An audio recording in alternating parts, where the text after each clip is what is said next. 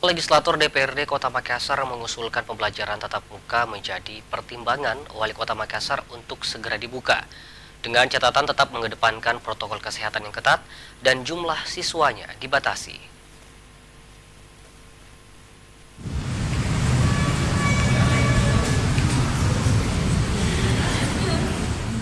Pemkot Makassar masih perlu kerja ekstra dalam menekan laju penyebaran COVID-19 di Kota Makassar jika ingin membuka sekolah tatap muka.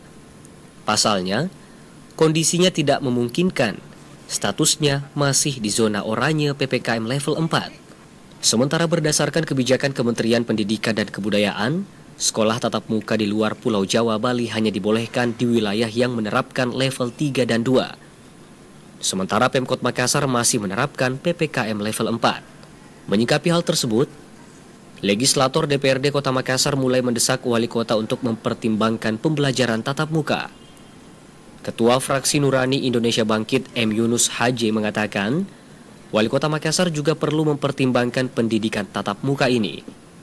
Karena anak dan orang tuanya sudah bosan dengan virtual, sehingga menurutnya diharapkan sekolah tatap muka segera dibuka dengan catatan protokol kesehatan yang ketat dan pembatasan jumlah siswa.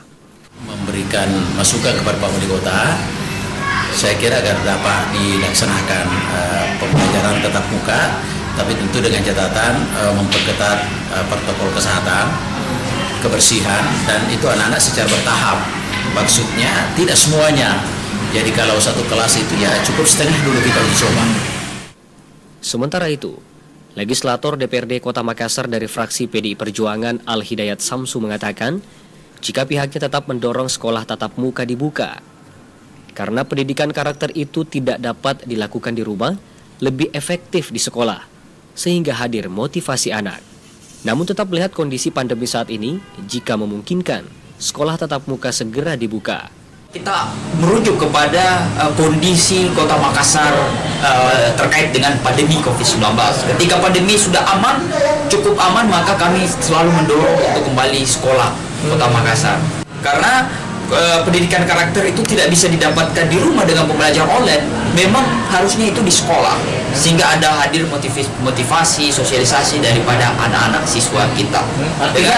Dengan PPKM nantinya tidak dilanjutkan, artinya DPR ke depan akan mendorong tatap muka ini ya?